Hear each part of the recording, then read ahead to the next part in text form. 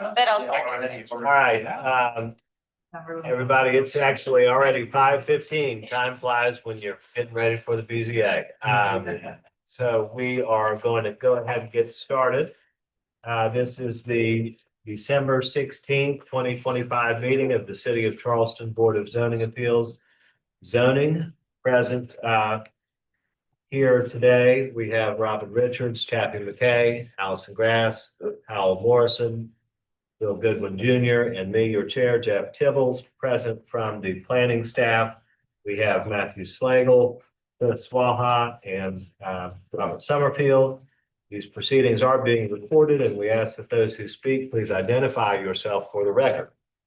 We will conduct this meeting in the usual fashion. We will first receive information from city staff about the application and their recommendation. If the recommendation is favorable and no one objects to the application, the matter is uncontested. The Board of Zoning Appeals usually, but not always, approves uncontested applications. For all applications, the board reserves the right to ask questions of the staff, applicant, or others in attendance prior to rendering a decision.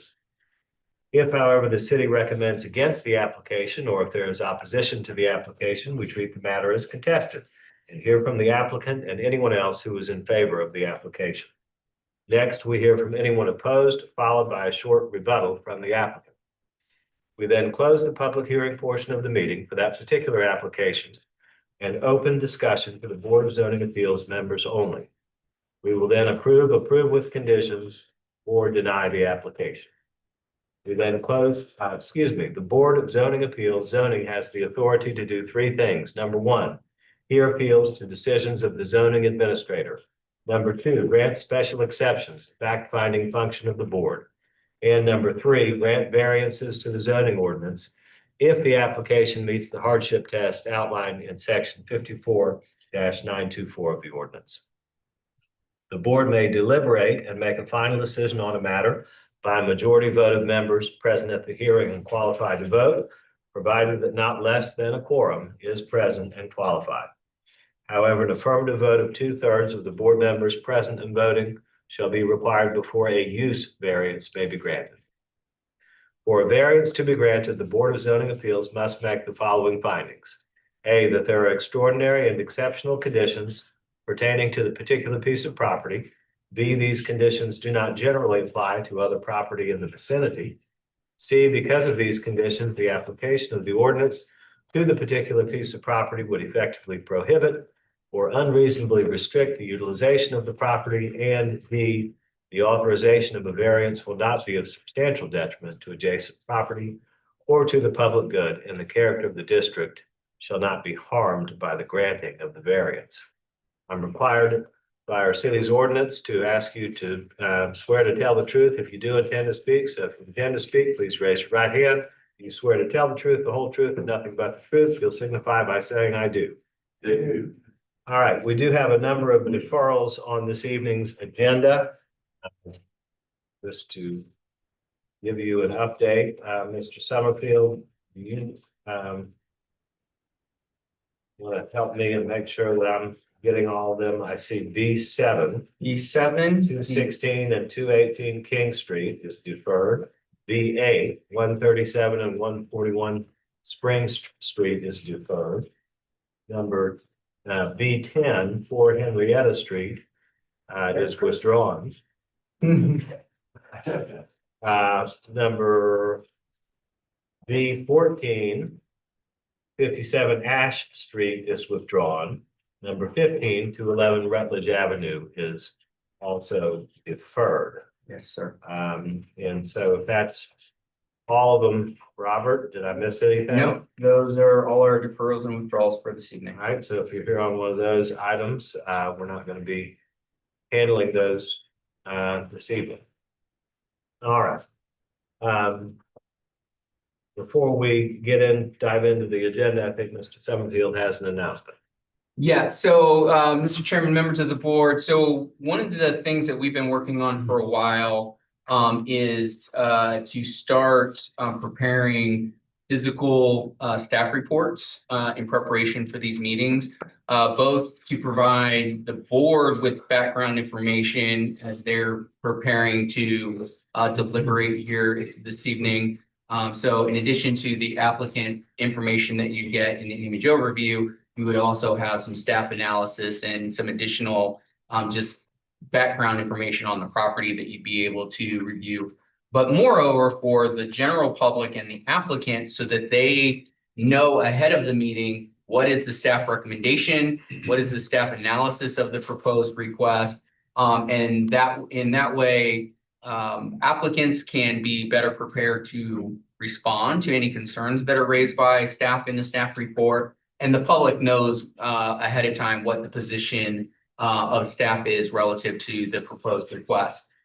So we are finally to a place, thanks to Matt and Chris and then Christina Walsh, our agenda tech, for working very diligently to get us to a place where we're ready to start introducing staff reports finally after 350 years.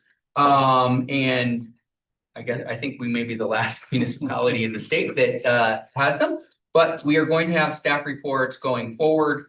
These reports include just a brief summary of the property and what the application is requesting. They will refer to the applicable code sections.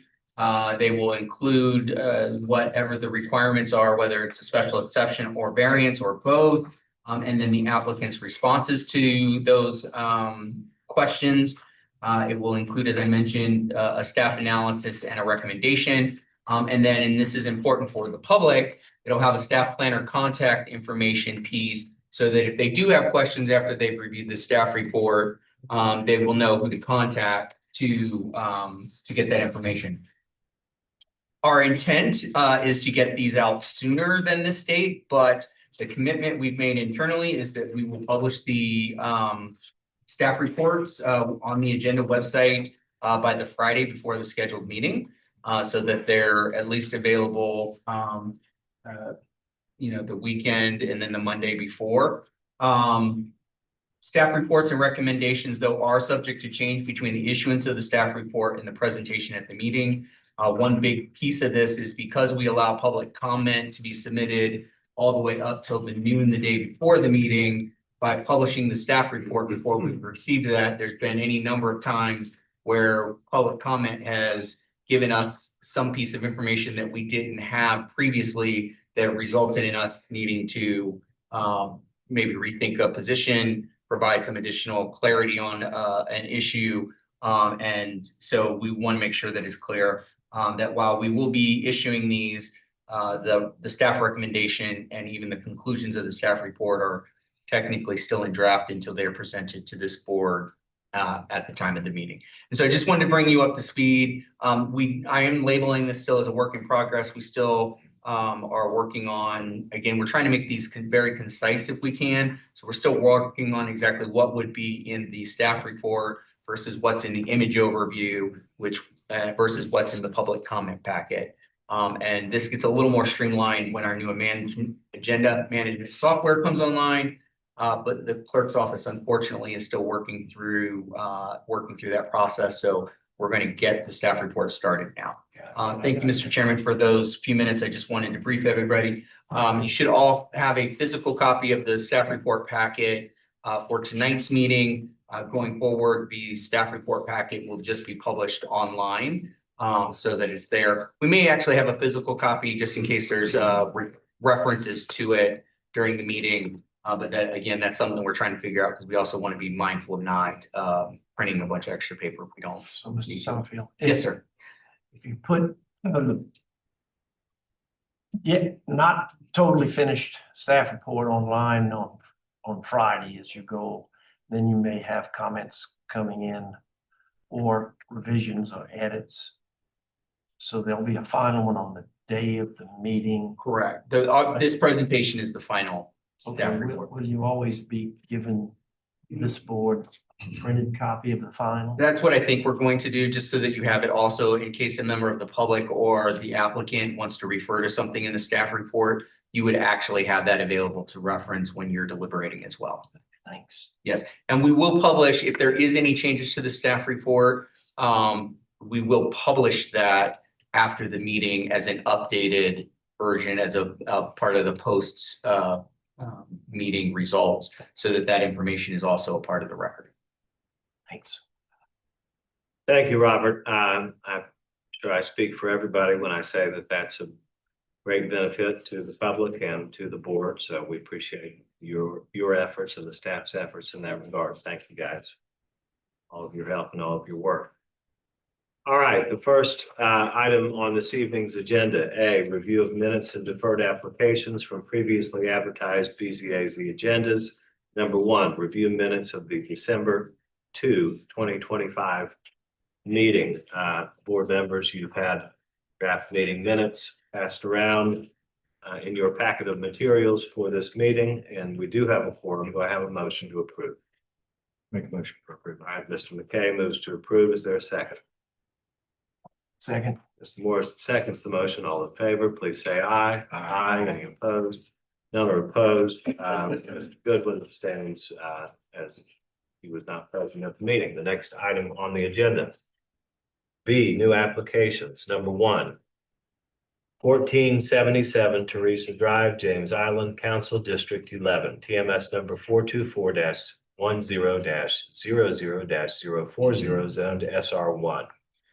Requesting the first one-year extension of vested rights that expire on January 16, 2026 pursuant to section 54-962. The extension is for a use variance to allow the establishment of an office use on a residential parcel. The owner is Jason Riley. The applicant is Jenny Siegelkow. Mr. Summerfield. Mr. Chairman, members of the board, so this is a first extension of the vested rights for this project. By statute, the board is to approve up to 5 extensions of the vested rights unless there's been some significant change that might result in rethinking it. There has been no significant change relative to the request or relative to the area or any of our planning for this area. So staff is recommending approval. I do have all the original information if there's any questions about that, but staff would recommend approval. I will note, just since this is the first of these, we have several vested rights on your agenda tonight.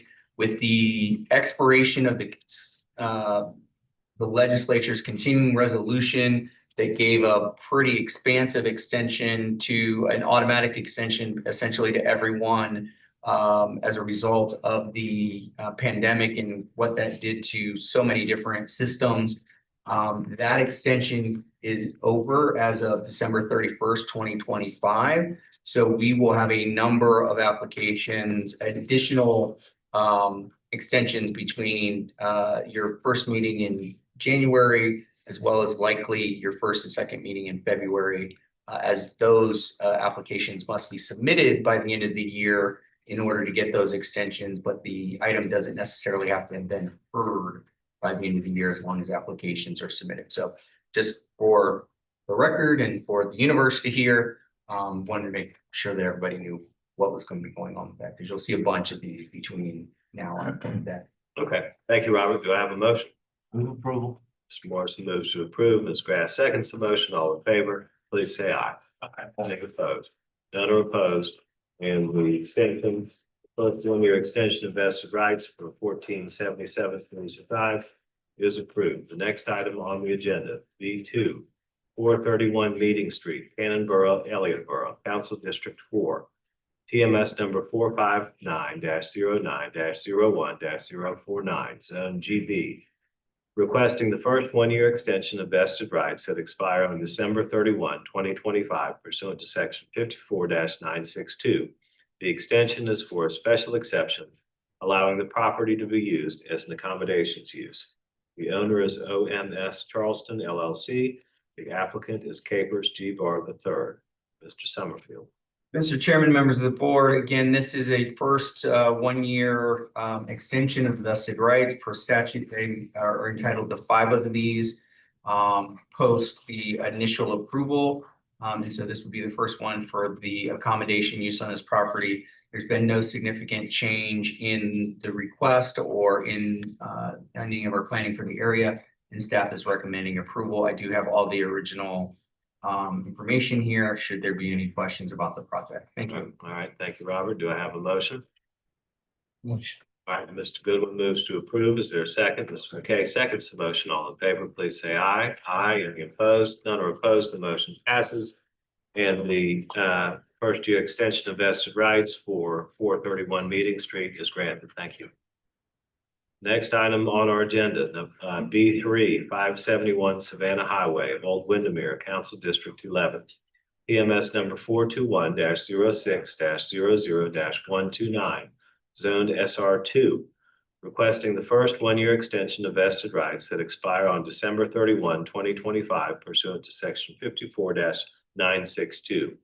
The extension is for a variance to allow a two-story addition with a 14-foot 7-inch front setback, 9-foot 10-inch rear setback, and a 23.8-foot total front and rear setback. 25 feet, 25 feet, and 50 feet are required. The owners are Edward L. Phipps. The applicant is Joel Adrian, Coastal Creek Design, Mr. Summerfield. Mr. Chairman, members of the board, once again, this is the first one-year extension that is granted pursuant to statute. Unless there's been a significant change in the area, staff finds no significant change to the area or to the project and is recommending approval. I do have the original file information here in the presentation if there are any questions about the project. All right, do I have a motion? Ms. Grass moves to approve. Is there a second? Ms. Richards seconds the motion. All in favor, please say aye. Aye. Any opposed? None are opposed. The first one-year extension of vested rights for 571 Savannah Highway is granted. Thank you, Mr. Adrian. No, have a great year. Merry Thank you. Merry Christmas. All right, B4, 860 Morrison Drive, East Central, Council District 4, TMS number 459-02-00-005, zoned UP, requesting the first one-year extension of vested rights that expire on January 16, 2026, pursuant to section 54-962. The extension is for a special exception allowing the property to be used as an accommodations use. The owner is ODP Hotel Owner LLC and ODP Multifamily Owner LLC. The applicant is Womble Bond Dickinson US LLP, James Wilson. Mr. Summerfield. Mr. Chairman, members of the board, again, this is a first of 5 one-year extensions that by statute the project is eligible for pursuant to the statute. Unless there's been a significant change, they are to be granted. Staff finds that there has been no change, significant change regarding this request, and so staff is recommending approval of the extension. And once again, we do have the background information relative to this request if there's any questions. All right, thank you, Robert. Do we have a motion? Move approval. Mr. Morrison moves to approve. Is there a second? So Mr. McKay seconds the motion. All in favor, please say aye. Aye. Any opposed? None are opposed. The motion passes and the first one-year extension of vested rights for 816 Morrison Drive is granted. Thank you, Mr. Wilson. All right, the next item on our agenda, B5, 167 Grove Street, Wagner Terrace, Council District 6, TMS number 463-15-01-012, zoned SR2, requesting the first one-year extension of vested rights that expire on December 31, 2025, pursuant to section 54-962. The extension is for a special exception to extend the non-conforming east side setback to build an addition. The owner applicant is Lauren Flatley. Mr. Summerfield. Mr. Chairman, members of the board, again, this is a first one-year extension as required by statute. Unless there's been some significant change to the project or to the area, staff finds that there has been no such change and recommends approval. All right, thank you, Robert. Do I have a motion? All right, Ms. Grass moves to approve. Is there a second? Ms. Richards seconds the motion. All in favor, please say aye. Aye. Any opposed?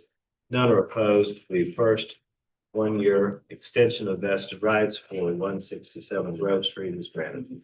Thank you. Yeah. All right, the next item on our agenda, B6, 74 Drake Street, East Side, Council District 4, TMS number 459-06-04, 035, zone DR2F. Requesting a special exception under section 54-110F to vertically extend the non-conforming east side setback of 1 foot 10 inches, 3 feet are required. The owner is Justin Sims. The applicant is Rockwell Construction. Mr. Summerfield. Mr. Chairman, members of the board, so 74 Drake Street is here. It's slightly mid-block, just north of Amherst Street, in the east side neighborhood. You see the aerial here.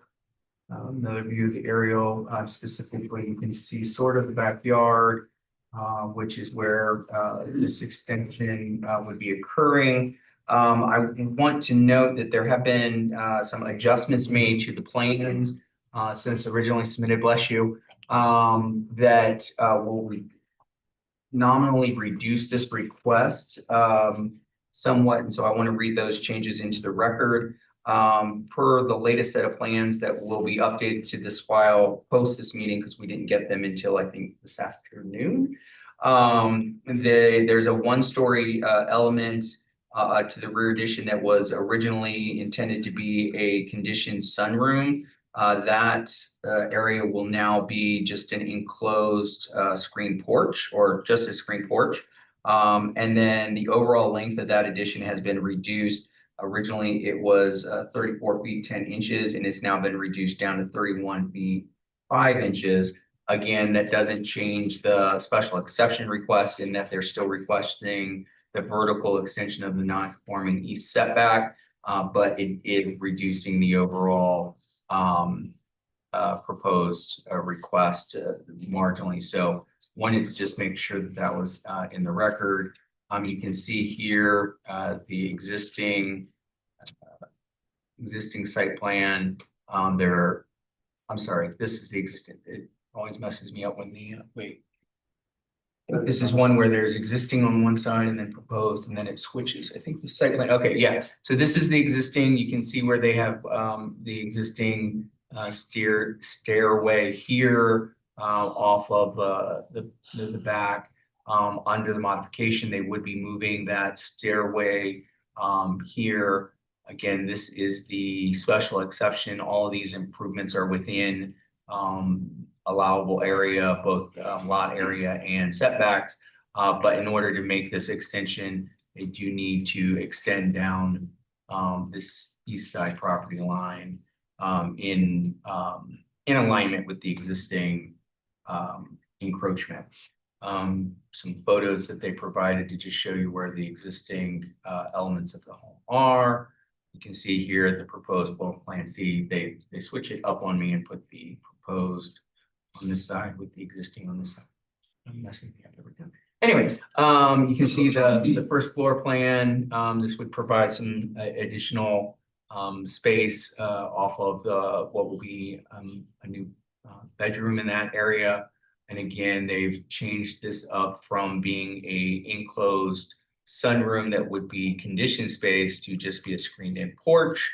And then they're also improving the essentially the attic space at the top of the home to allow for some additional living area on that third floor or second floor attic space, whatever you again, however you want to call it.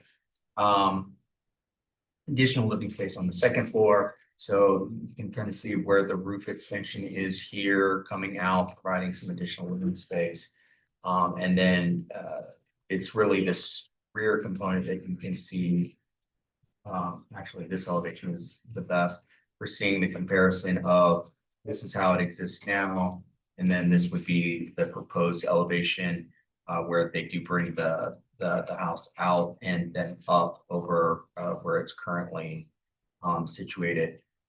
Again, this is most of these improvements are within allowances, and it is a special exception for the vertical extension. If they were just going back a little further, that would be just merely an exception and would not require board action. But because the vertical element of the proposed change within or encroachment within that setback, that's why they're here tonight. We did not receive any public comment related to this item. Staff is recommending approval. All right, thank you, Robert. Do we have anybody here who is in opposition to the application for 74 Drake Street? Being no one in opposition, do we have the owner applicant here? No owner, no applicant. Any questions for the city?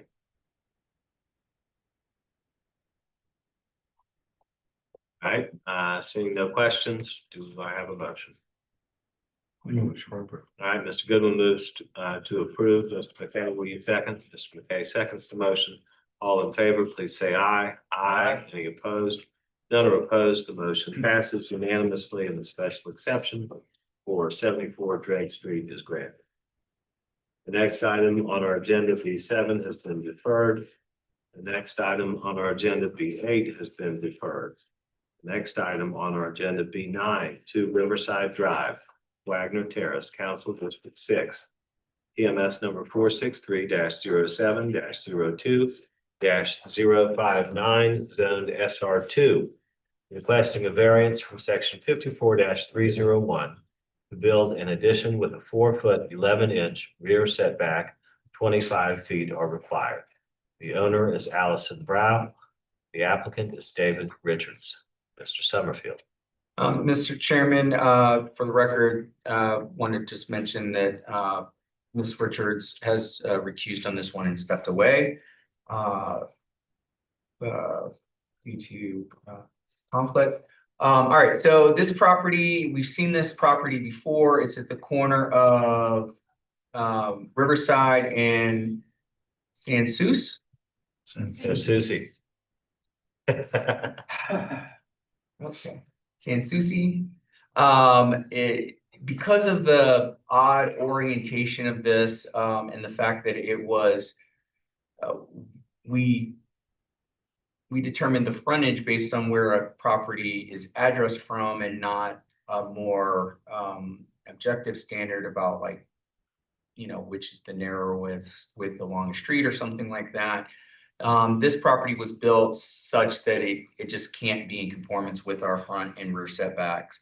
As I said, you previously heard a request for a variance on this to allow for some modifications, including a rear deck, or I guess technically it became a side deck, even though the way I think they use the property is kind of to the rear, as well as some infill of the garage, and making that a renovation of the garage that would make it a part of the living space. They've shown photos not only of the site, but other properties in the area. And then there's the kind of the rendering here. The variance that we're here for this evening was always a part of the plans. However, it was not noted as a request by the applicant for this additional, essentially what amounts to a storage area, I believe. And my team will correct me if I say it wrong. Unfortunately, we didn't catch it either. So the applicant didn't request it, and we didn't catch it because we were so focused on the requested elements and trying to make sure we had that right and the parking right. So the area of note here is here. Hopefully you can see it on the screen. It's where I have the cursor. It's this bump out here. It's still in line with the rest of the house. However, because again, the way this property is oriented, we consider the rear property has a 25-foot setback requirement. The applicant is required to come in for this. Again, here you can see it. This is an area that would be accessible from the outside of the home, and would be used as storage, and actually is not an internal part of the house. And where you can see it on the roof plan, and again, just the ceiling plan. As mentioned, you previously have approved variances related to this site for the parking, as well as the porches. And so tonight they're just cleaning up this application so they can move forward with their remodel construction, requesting this variance, and staff has recommended approval. All right, do we have anybody here who is in opposition to the application for 2 Riverside Drive? Seeing no one in opposition, do we have the owner or applicant? All right, anything you'd like to say to the board, No, sir? no. All right, any questions for the owner, applicant, or the city? All right, seeing no questions, do we have any discussion or is somebody ready to make a motion? All right, Ms. Grass moves to approve. Is there a second? Second. All right, Mr. Morrison seconds the motion. All in favor, please say aye. Aye. Any opposed? None are opposed. The motion passes unanimously and the variance for 2 Riverside Drive is granted. Thank you. All right. The next item on our agenda, B10, is deferred.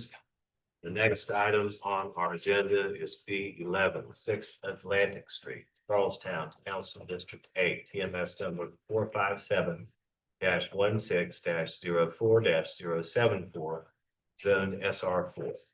Requesting a variance from section 54-301 to exceed maximum lot coverage, 59.25% proposed, 54% existing, 35% allowed. The owner is Emily Whaley Whipple. The applicant is Alexei Gregorov, MD Architects, Mr. Summerfield. Mr. Chairman, members of the board, so this property is on Atlantic Street. This is down near Battery. As you can see in the aerial here, about mid-block on this block that's on Atlantic, and then East Battery and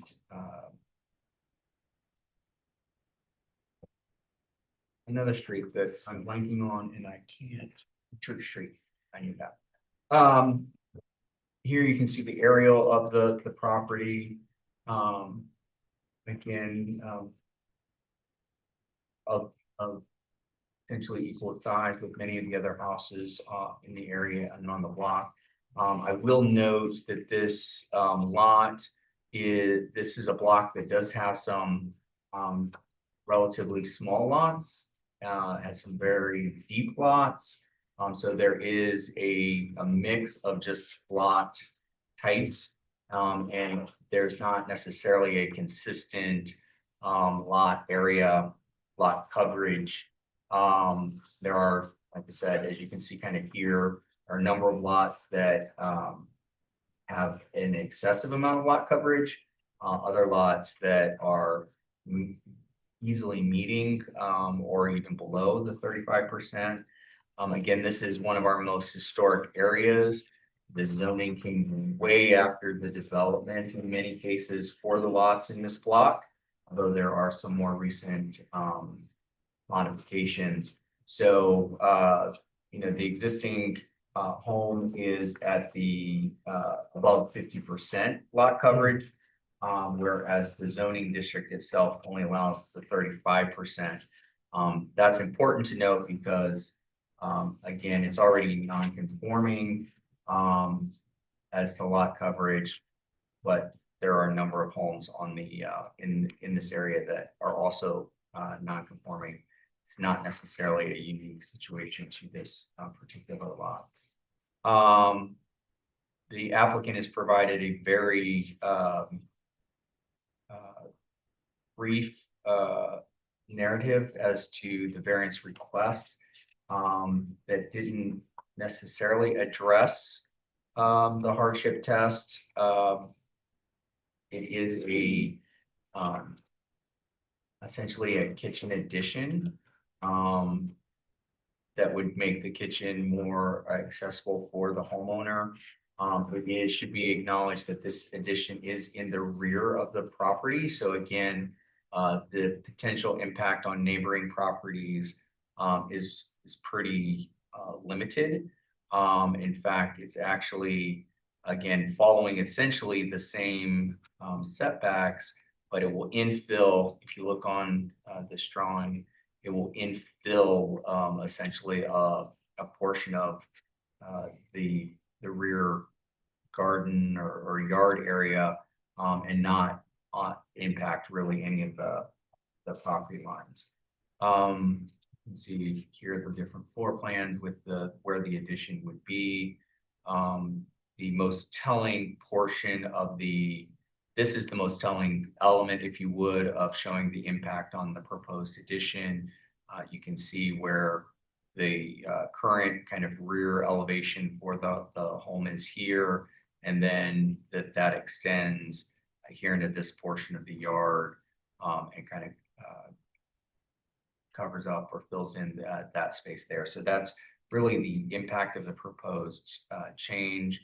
There are obviously some other elements with roofing and things like that. They do have the support of the immediate neighbor at 8 Atlantic.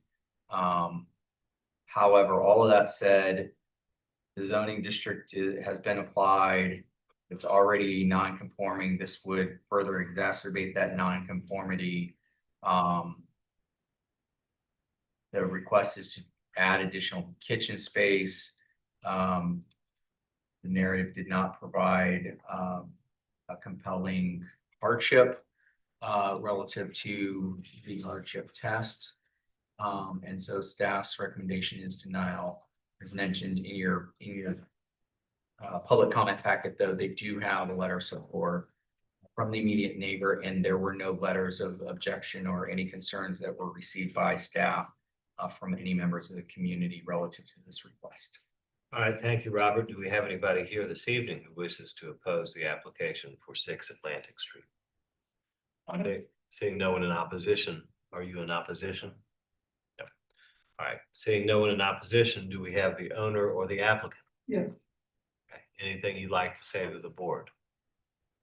Well, If so, come on up and please speak into the microphone for the record. State your name for the record. hello, Alexi Gregorio with MGR. So the request is to provide a kitchen that is, compatible with a house of this size and value. Because at present, there's basically no real kitchen. What was a kitchen was a servant kind of space, and it was used that way that's the way it was. But now things have changed, and so the house really does require a room that is of a size that would be expected by any current buyer of a property like that. And in order to achieve that, we would like to expand that existing back wooden structure. And for that, we would need to obviously cover a little bit more of the lot. And that's really the reason for it. How many square feet is the extension? How many square feet is the extension? The addition, Expansion, yeah. it's like 160 square feet. I forget, I have it on the drawing. Let's see. That gives me a ballpark. Yeah, it's about that much.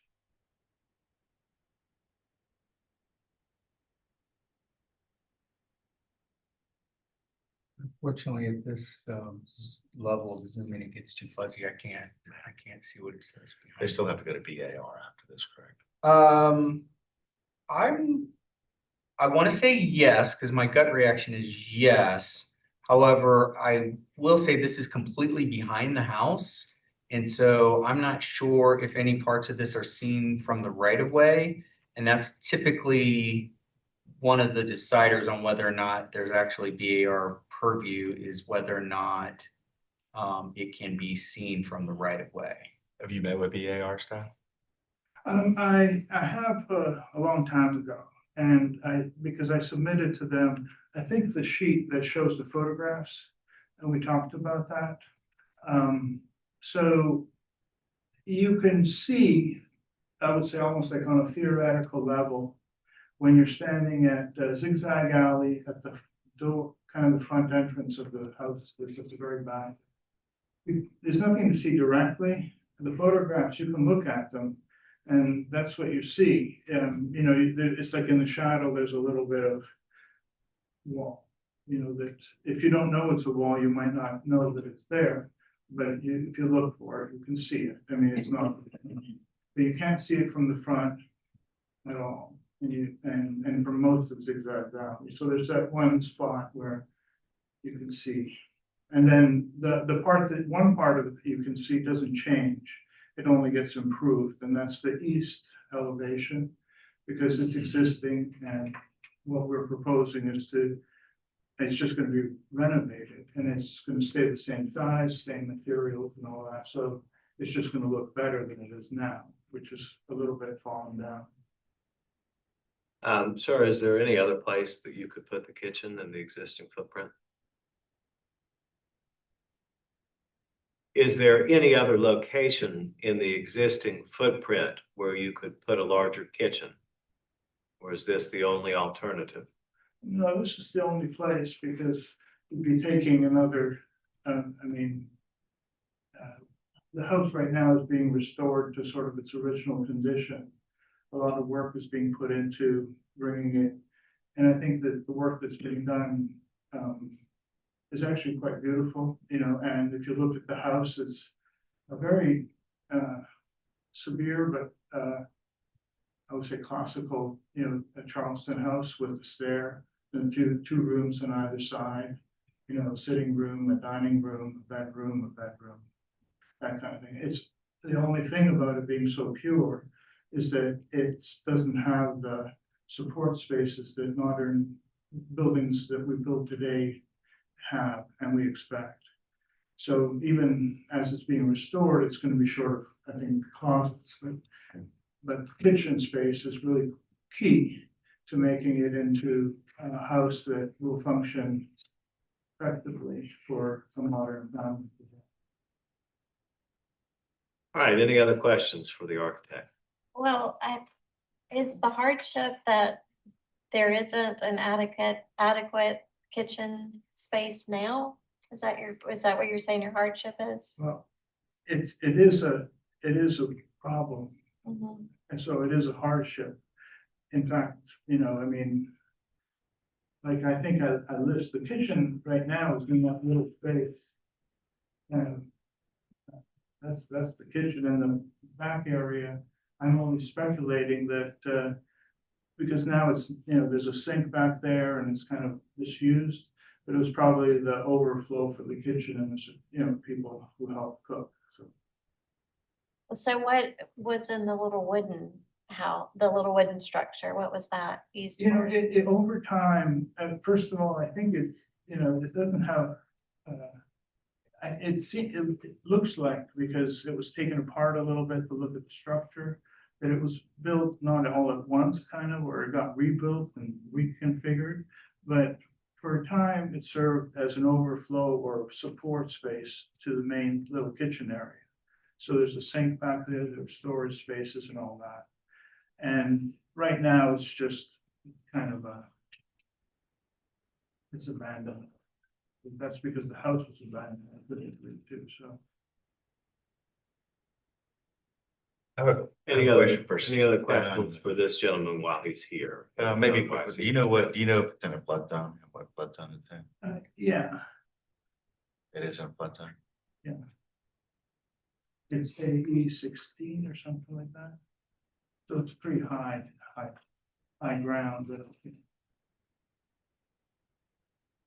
All right, thank you, Mr. Grigoriev. Any questions for the city?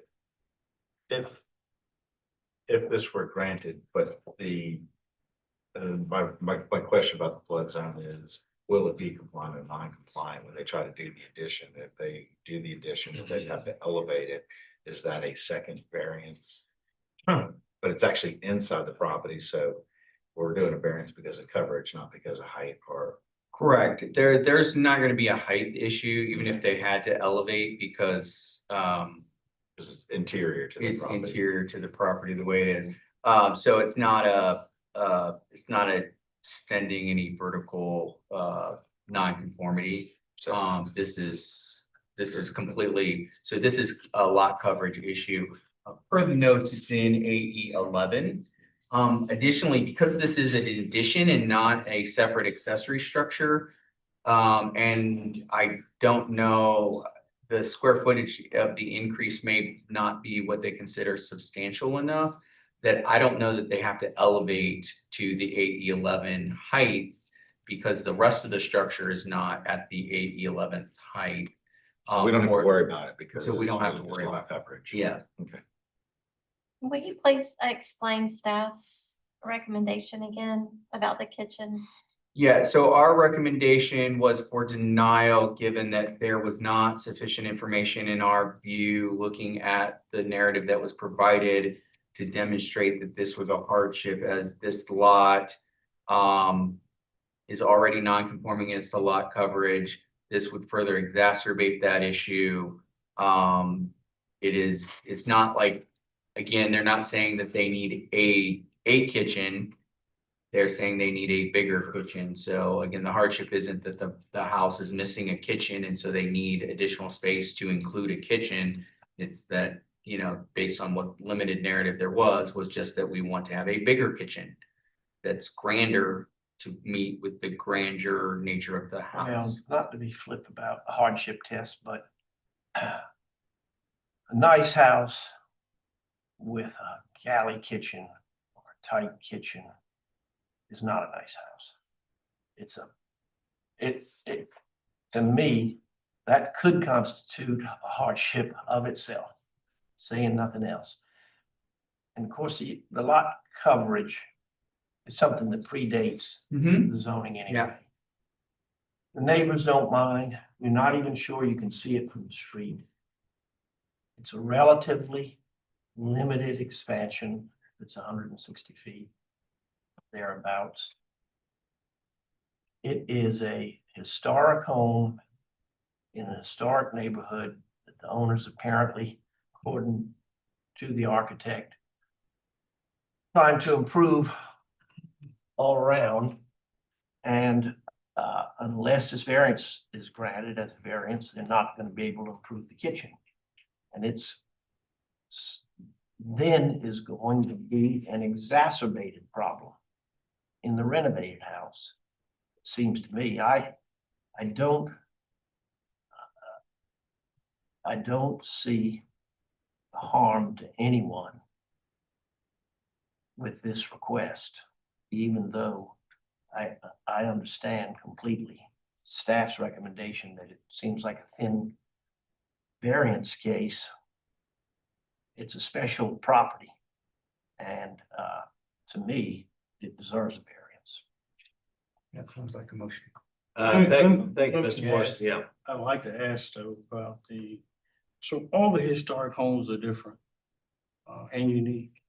And some have large kitchens, some have small kitchens. And if I were buying a 200-year-old home, I'm not so sure I'm gonna buy it for a kitchen. I'm gonna buy it because it's a 200-year-old home on Atlantic Street. My question though is going back to Mr. McKay and the flood zone. What does the city think about that? There's not much of a yard, gonna take up more yard space. Is there an issue on Atlantic Street, Water Street, East Bay? Is that gonna be an issue? I mean, it's Charleston and the peninsula, so I'm gonna give it a generalized yes. I don't believe we've received anything specific to this. They, of course, will have to meet any applicable stormwater requirements for any improvements on site. And those begin to kick in based on the valuation of the improvements. So not just this piece of it, but the entirety of the renovations that are occurring on site. Those improvements have the potential to kick in various stormwater requirements. You're right, it would take up some more yard area, and again, I will look to the architect, but my understanding is that's already hardscaped, right? Like that's not, so again, that's not like they're taking away grass or impermeable surface. With this addition, it's basically encroaching on patio, hardscaped area that's currently really not likely contributing to any like stormwater mitigation as it is. And I would imagine, again, this will put it under a roof structure, so now it'll flow to gutters and to whatever the on-site current conveyance system is.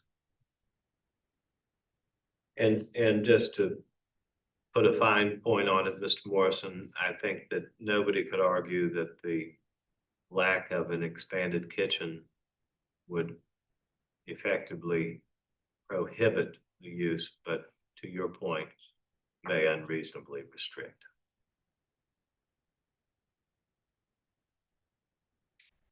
Is that fair? Yeah, I think so. I mean, I've been in a lot of houses like that and Live in one. it's, it's tough not to be able to have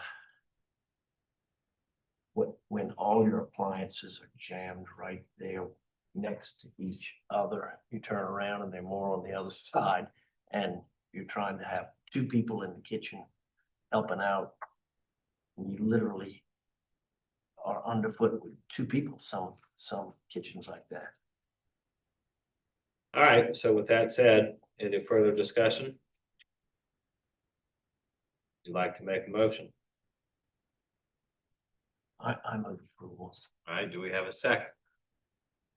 I'll second that. All right, Mr. McKay, seconds the motion. Mr. Morrison moves to approve. Mr. McKay seconds the motion. We're ready to vote unless there's further discussion. All in favor, please say aye. Aye. Any opposed? None are opposed. The motion passes unanimously. And variance for 6th Atlantic Street was granted. Thank you, sir. The next item on our agenda is the 1832 Somerset Circle, Northbridge Terrace, Council District 9, EMS number 415-04-00-184, zoned SR1. Requesting a variance under section 54-301 to build a garage addition with a 6-foot side setback, 9 feet of required. The owner is Melinda Nicholson. The applicant is Creedmoor Co. Mr. Summerfield. Mr. Chairman, members of the board, so this property you can see is kind of at the bend here at Somerset Circle. It is an oddly shaped lot in that you have this kind of almost, I don't know what that is. I want to call any of these like a trapezoid, but I don't think that's the right geometric term. At any rate, you can also see here on the Rhombus. rhombus. There you go. There. But I made that up. That was ninth grade. That was a very long. It was a very long time ago. So, Word we don't use enough. there you go. So as you can see that the house, the way it's positioned on the site is clearly very close to setbacks on both sides, to be very honest. And with the rear setback being what it is, it leaves very little room to go back as well. So here you can see the aerial, which honestly, this is a slightly older aerial. Even though it says 2025, I think we found a newer aerial, specifically the tree that appears to be there. I don't believe it's there any longer, and we did a street view investigation, and it was not a protected tree, not a required tree, and so not an issue. All right, so this is one of the most consolidated plans I think I've ever seen in terms of everything is here. So you have the existing kind of floor plan here so that you can see. Then you have the proposed floor plan. They're proposing a carport that would bring out the roof line here. You can see here in gray, because of the way the site is configured, there is a slight angle to the setback on this side. So there's a slight encroachment here for that roof line. Again, kind of this part right here. It does not encroach to the property line. Therefore, again, if there's any runoff from the roof structure, it will remain on the property and would not be an issue for neighboring property. You can kind of see it a little more enlarged here, what that side setback encroachment is.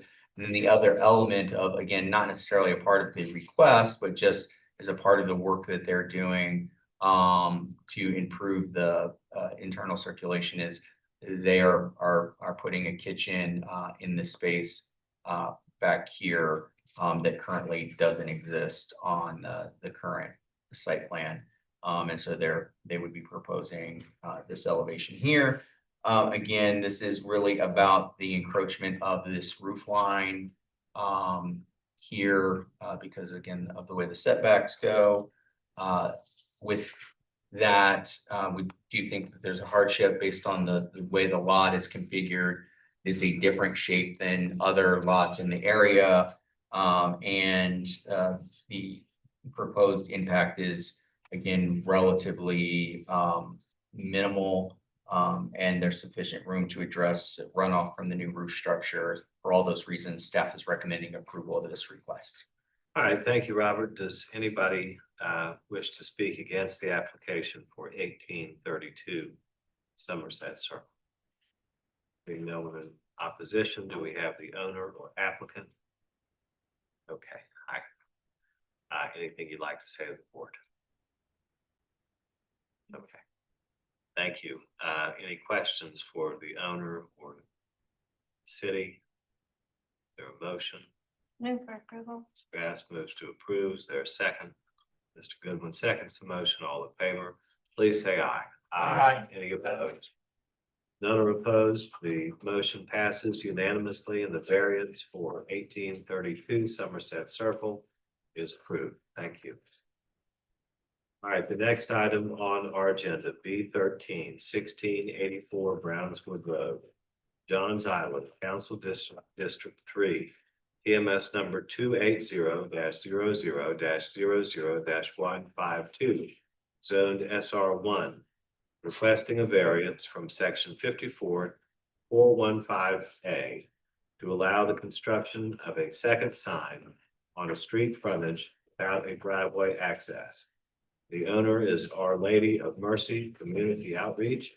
The applicant is Jermaine Husser. Mr. Summerfield.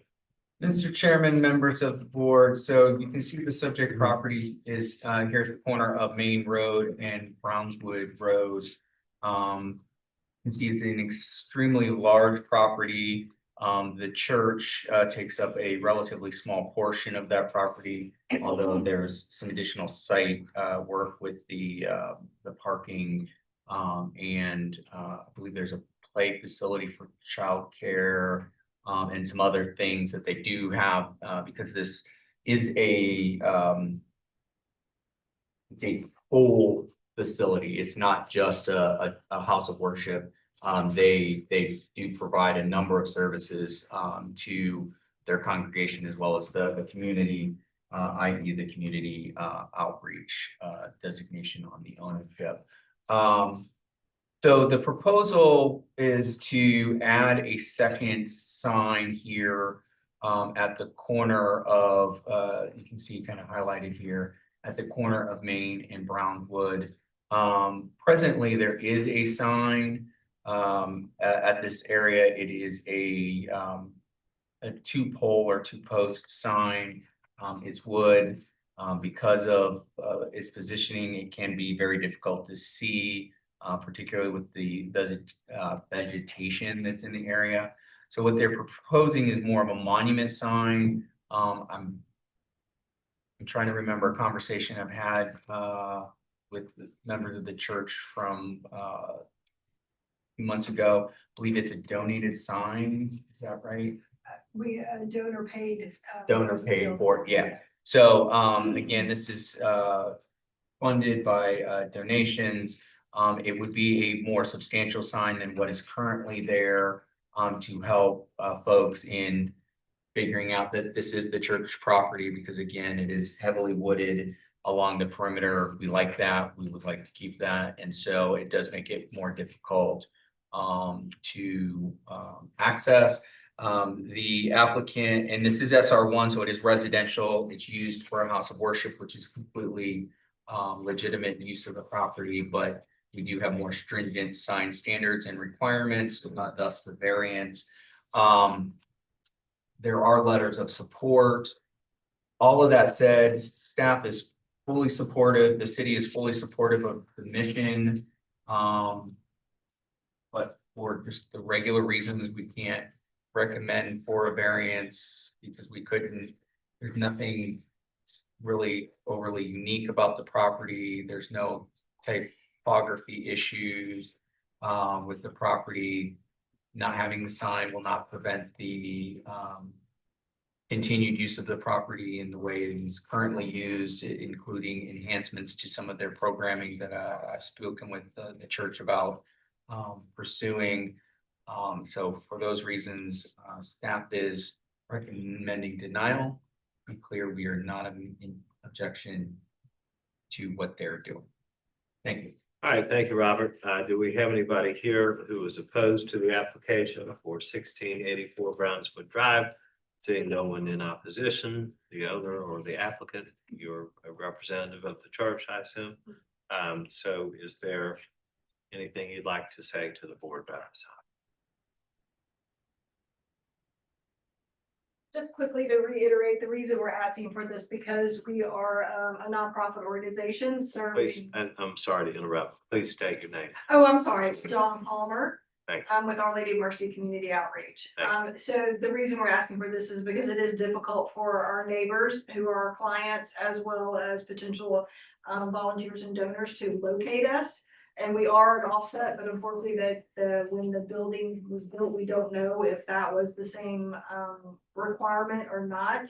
And so the way you saw that in the picture, the way the building sets, we're kind of in the center of the property. And so we would just like more recognition along the main road corridor. All right, any questions for the applicant? I had a question. So the sign that exists currently, Yes. and then the illustration of the proposed sign, there's no address or any kind of directional information on there, is there? Or On the did I new miss sign, that? there would be the address. The address. Okay. Yeah, can we go to the overhead so I can understand where the proposed second sign is and where on that? Could you point to where the existing sign is? and There's an existing sign off of Bowman, correct? Brownswood, Brownswood. yes. But not. We're actually having that replaced as well. So there's a sign in this area where the actual like drive lane in But there's is. no sign on Main Road where the big traffic is? Because there's no drive. Because there's no Not drive. that drive there. Yeah, the sign would be, yes, it'd be at the entrance normally. And again, so you wouldn't have the second monument sign. Again, it's a very large property, so it would not be unexpected for this to be subdivided, and therefore that would be eligible for multiple signs if there was another entryway. Any other questions? Not encouraging any subdivision of the property, just saying that there is the potential, given the size of this property, that there would be more sign eligibility if it had been subdivided and had multiple users within the area, just because of how large it is. Jones Island had grown so much and there's so much traffic on Main Road. You need a sign on Main Road. I think that so about entry and exits. So the sign that they do have is near the driveway, but the regulation would allow them to move that sign. Because that driveway is on Brownswood, the regulation would allow them to move that sign all the way back to the corner, so long as it stayed on Brownswood.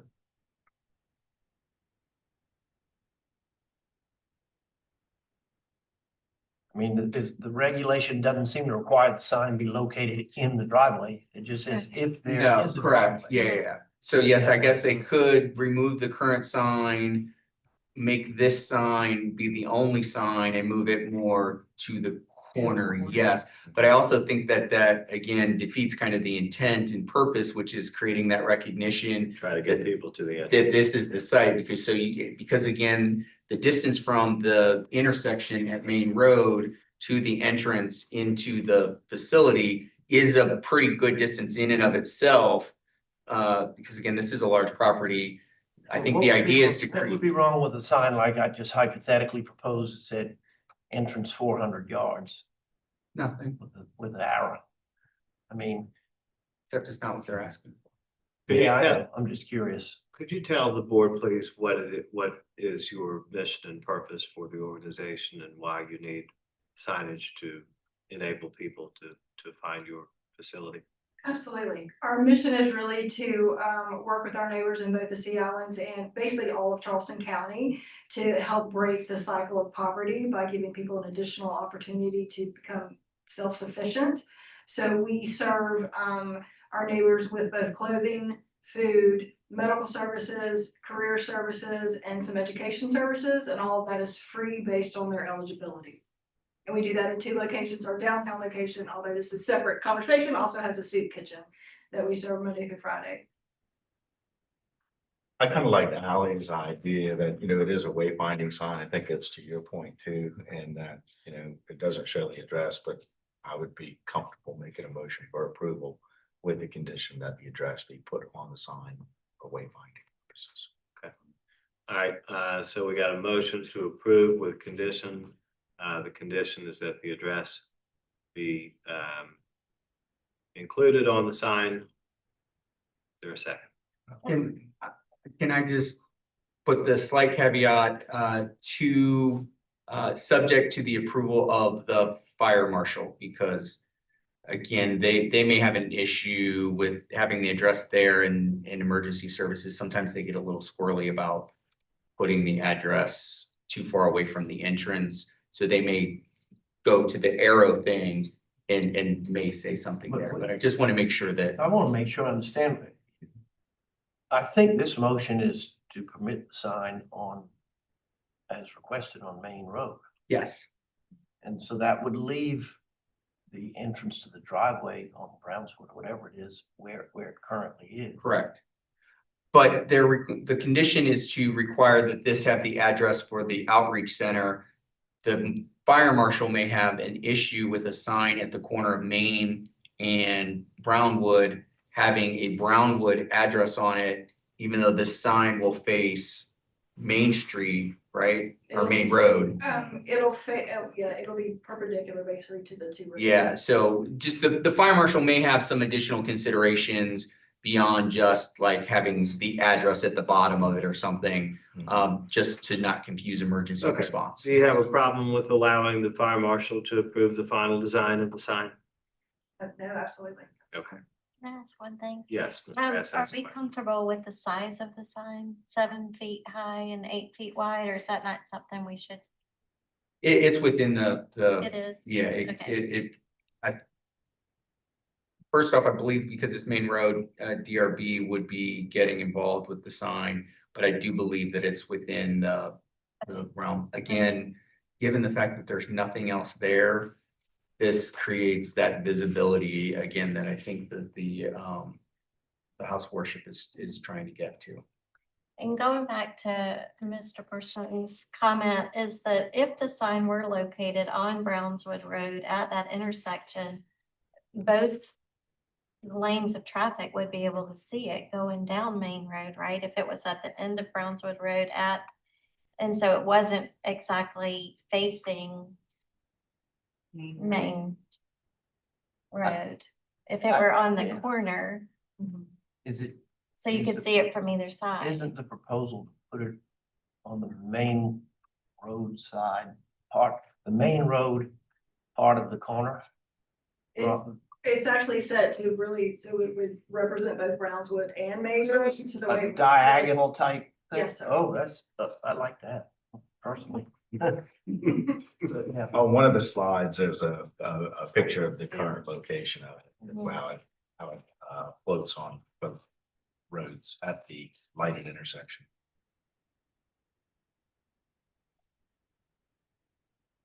So we're on.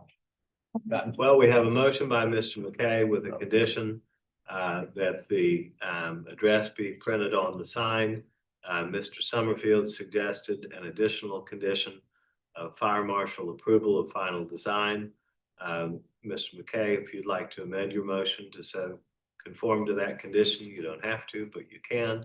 And if you do, I don't think the applicant objects, and then I'll ask for a second once you decide.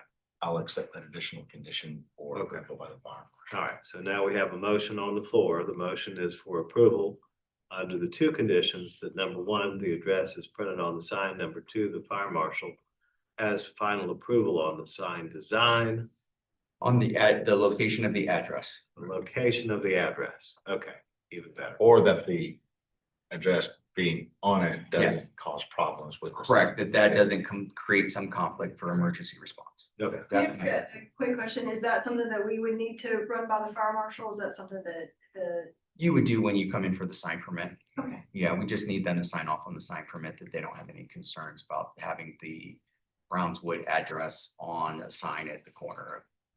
Again, I don't know that it's gonna be a problem. I just know that Sure. they get squirrely sometimes about emergency response vehicles being able to find exactly where they're going. And because of the distance between the sign and the entryway, I just want to make sure that they don't have any objections. Okay. Was there to be an arrow included as well? I was actually gonna ask that too, because Kurt certainly could do address with an arrow. Yeah, And I that's, think that would be a good idea. Yeah. Second, All right, Mr. Morrison seconds the motion. All in favor, please say aye. Aye. Any opposed? None are opposed. The motion passes unanimously. And the variance for 1684 Brownfield Road is granted. I wanted to also thank you for actually coming to this board and seeking the variance as opposed to simply putting the sign up. We thought I wanted to do the right thing. Thank you. We appreciate it. Thank you very much. All right. And somebody with the staff, when you submit the sign permit, they'll help you with the fire marshal approval. And you guys have all my contact. If you have any questions, we can start. Yes, please. Thank you so much. Thank you. Thank you.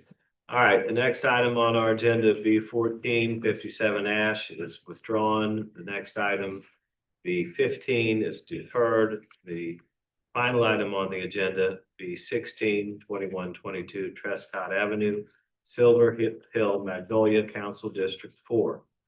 TMS number 464-10-00-074, zoned SR1. Requesting a special exception under section 54-501 to build a single-family residence on a lot of insufficient size, 2,145 square feet are existing, 9,000 square feet are required.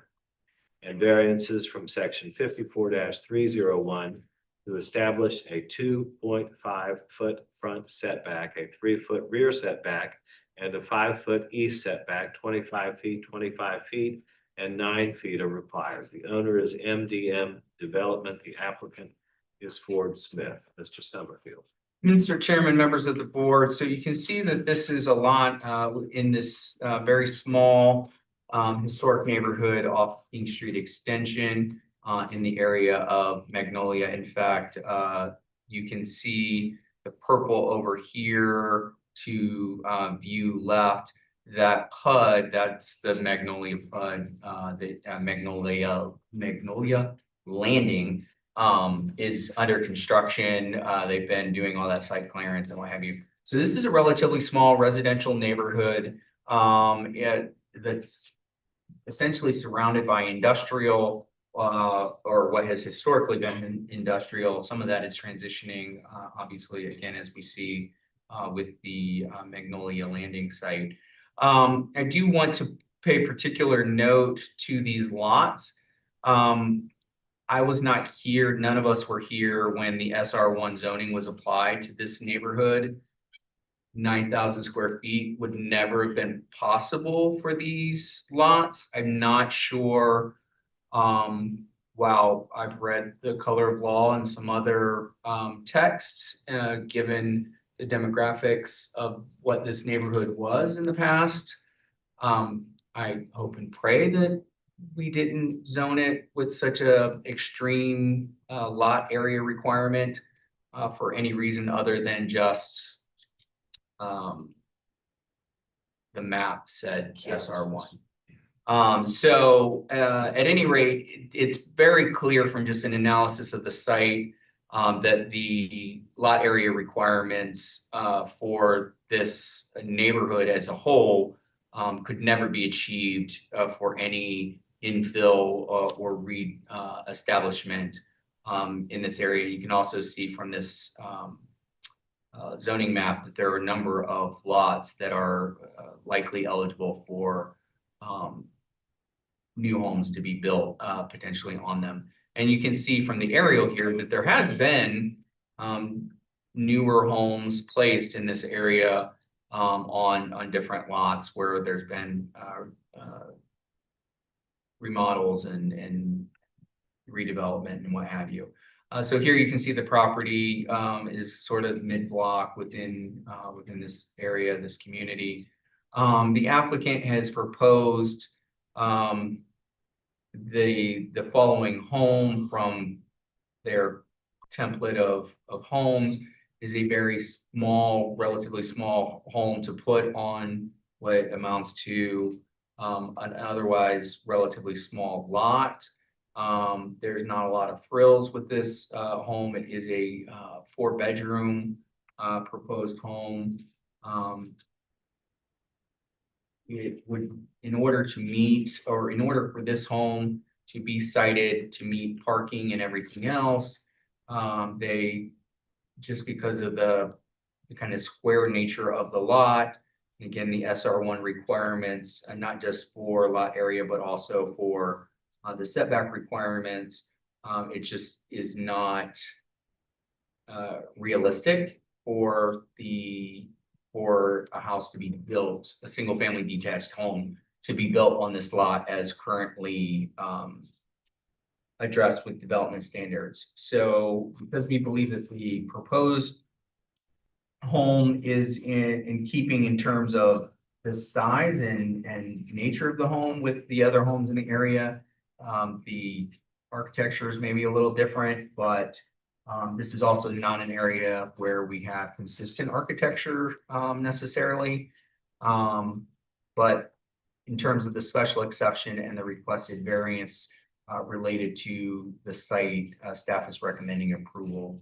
As we do believe that this is an area where the zoning clearly does not match up with the historic intent of the lot. All right, thank you, Mr. Summerfield. I see that there is no one in opposition and there was no one who is here on behalf of the owner or applicant. So any questions will be directed to the city if anybody has any discussion. I do have a question. Yes, sir. As far as the size, Mr. Summerfield, 4-bedroom, Yeah. is that, so this gentleman can build up to that, or is that just a plan? This is a plan. I'll be honest, I'm kind of hopeful that this is not what they would build, just because I don't know that this. Again, this is not a neighborhood where there is a consistent architectural style to be able to point to. That said, this is not consistent either with the more generalized nature of the existing neighborhood, or honestly anywhere else in Charleston. So there's a part of me that kind of hopes that this isn't what they end up building. What you are approving, though, does not constrain them to this architecture. It would constrain them to the box for which the architecture would be built in. So they don't have to build this Gingerbread house. Yeah, thank you. This kind of design, this would establish the box for whatever they ultimately would be eligible to build. So it would create the ability, one, with the special exception, to build a single family home on this lot, because presently they could not build anything. And then, well, take that back. They could not build a single family detached home on the lot presently.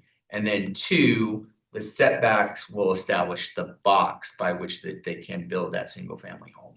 And I would just note, we did separate these out because technically there are two questions before the board. One is to approve a special exception for a lot of insufficient size. That can be approved regardless of the variance request. And then the variance request, again, staff does believe that these are, given the potential opportunity for development on the site, these are both recommended for approval, but they are two independent. Well, the special exception is an independent question. The variance would be dependent on if you've approved the special exception. then the variance would be the next kind of question to ask for them to then be able to build a structure like what they've included in the for illustrative purposes. Okay. You wouldn't be opposed to a motion to approve on both consolidated? No, that's completely fine. We broke it out just because there are two questions, but yes, a consolidated motion to approve both the special exception and variance is fine. Okay. And do you feel, sorry, Go ahead.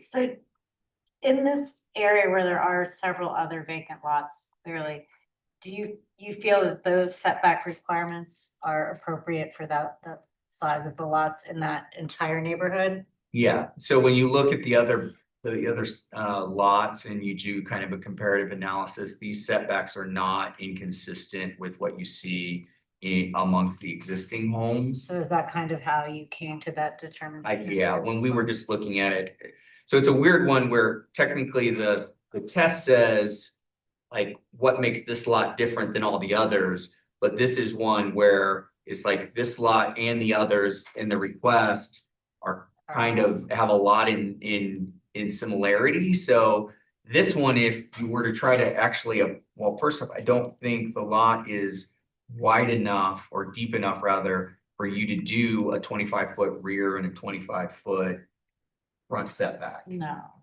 Because I don't think the lot was actually Run out a lot. yeah, I don't think it's a full 50 feet, is it? I don't think so. We did the math and I just am not remembering the discussion. I'm sorry, so it's 60 feet-ish. So yeah, you would have like 10 feet of. So again, but yes, I do think that these setbacks that are being proposed are, again, there, I don't know that it's a 1-for-1, but it is very similar in nature to what you see in the other lots in the neighborhood. Again, it is an eclectic mix of housing. There's clearly not a specific style has not survived into today. And so you can see a number of these houses have been had add-ons or remodels, or like I said, I mean, some of them, these two here are, I think, relatively newer, given just the fact that they have garages that point towards the street. And that's, again, not a normal, it's definitely not a part of our normal historic Charleston context. And even now, we don't do it. So this neighborhood too is, it holds a little water. I've been in that neighborhood several times. That lot is a typical lot to downtown lot, still 2,145 square feet. Yeah. My question would be 2.5 foot on the front and 3 foot on the rear. And it's a 2,145 square foot lot. So I'm trying to figure out whether that's giving too close to the neighbors. Not enough drip edge on the side of the roofs. Am I thinking about that right? Or am I thinking about it on a different line? Can you put the lot back up there? Oh, again? yeah. Yeah, it did say the site plan did list it's like a little over 1,400 square feet, the house. Is that right? Yes, the house area is Yeah. 1,400 square feet. The lot area is 2,400 square feet. It's a little over 58% lot, or it's about 58% lot coverage. So they would need that allowance to just build a 1,400 square foot house. If it was a single story, the total heated area is about 2,500 square feet because it's going up, but the footprint of the house is about 1,400 square feet. To be clear, yeah, when they put house area, they mean the footprint of the house is 1,400 square feet. That's different. Yeah, the overall square footage of the house, I think, is because it goes, the present plan is a 2-story house. It's would be they're showing about 2,500 square feet. Is that common in that area? I know you're saying there's a variety of Mhm. styles, but Yeah, are they that large?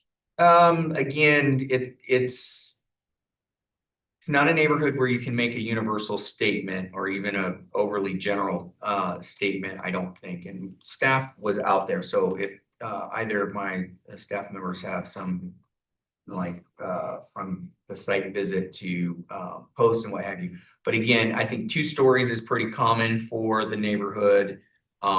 Basically square boxes, so that means that yes, I think that overall square footage is probably is in the bigger amount of square footage, but it's not inconsistent with what you see again, given some of these other homes that you can see out there. But again, Chris and Matt did the sign postings, and so they actually were out there on the street, so they may have some additional thoughts.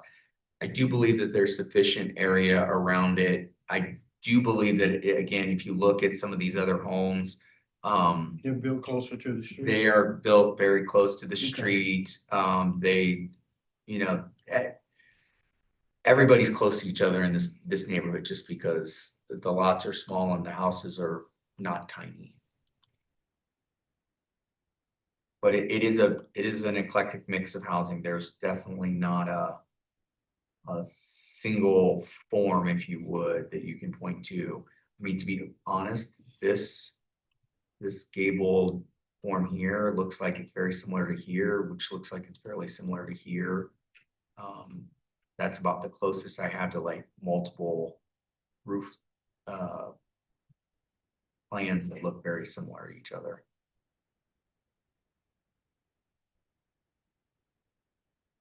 Any other questions?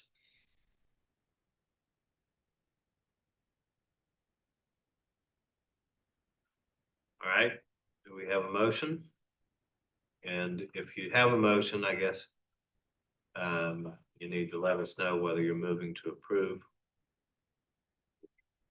If we can go back to that slide, Robert, the chicken or the egg here. So if you're concerned, I guess, about the size of the setbacks, you might want to move to approve the special exception first, or somebody could make a motion to approve both. And to Mr. Goodwin's comment about the elevation here. So I don't see in the plans we have what the elevation or what the flood zone is. And obviously those stock plans that were included for demonstration purposes do not include elevating the structure if it's required. So again, that would be a whole other thing that they will have to deal with as a part of their permitting. The question before you tonight is just to establish the box by which they have to work in order to accomplish the development of a single family detached home. We might want to go ahead and take one at a time, just because I didn't sense that there would be any controversy. I didn't hear any commentary on whether or not the lot should be entitled to the special exception. So I'd invite a motion, special exception. Move for approval. Ms. Grass moves to approve. Is there a second? Second. All right, Mr. Morrison seconds the motion. All in favor, please say aye. Aye. Any opposed? None are opposed. Special exception is granted. And now we can make a motion on the variance if there's no further discussion. You know, I would like to say, when somebody's got a variance request, they ought to appear, in my opinion, to say something. And this applicant's got a little architect, and he could have come himself or his architect, both, but you know, we've had a number of questions with nobody here to ask and answer. And I lean toward go against the variance just for that. Somebody could come in and ask a question. Okay, To be clear, if the vote on the variance is for denial, then that can't come back for 6 months. and he has to refile. If you defer the variance, then it would be eligible to be put on an agenda at a later date, and we will strenuously stress with the applicant the displeasure of the board for his failure to show. Move deferral. Well, just to clarify, I have issues with the hardship for the variance too, so, but that's fine. At least for the record. Well, if we're going to, there is a motion on the floor. Mr. Morrison has moved to defer. Let me ask you this, Mr. Summerfield, if we were to deny the variance, what, they could come back with a different proposal. Is that Correct. right? They would have to make changes to the variance that they would be reviewing. So they'd have to And even a small modification to that request would be, proportionally a big deal for this particular site. So, yeah. That's an interesting point. That's a good point. Yeah. could make them come back with a slightly modified version. They wanted to. I mean, this might be the best idea for this lot. Okay. You know, and All right. we don't know because we haven't had anybody explain Yeah. what options they considered, why they proposed this location for this building. They may have a good explanation. So Okay, I'm move in to favor of defer. deferring. The motion is to defer. Is there a second? I'll All say. right, Mr. Goodman seconds the motion. All in favor, please say aye. Aye. Any opposed? None opposed. We'll defer it. And we'll hopefully hear from the owner or applicant next time. Before we adjourn, I just wanted to add one item to our agenda. It's not written, but I would like to commend and recognize Mr. Morrison for his longstanding service on the board and tireless hours. But not only that, but his wisdom, his incisiveness, the way he cuts through issues and moves things ahead. We will sorely miss Mr. Morrison, although hopefully it'll be like, It's all in the record. hopefully it will be like the retirement of Ms. Grass, who still graces us. Graces us with her presence, and we hope that you will in the future as well. Thank you, Mr. Tibbles, very much. I think I've had nothing but pleasure serving on this. This is an excellent board with great people. I've really enjoyed working with all of y'all, and I'll miss you somewhat, and I'm available. I'm available to fill in if you need that, fill in for a quorum. Well, I'm sure we'll make the call and hopefully you'll answer it from time to time, and we'll see you again on this board. But thank Merry you for- Christmas, thank you everybody. for It's your the last service. meeting, right? Yes, this is the last meeting of the year. We Yeah. do not have another meeting until January 20th, 2026. So we do have a full month off because we do not meet we canceled the first meeting.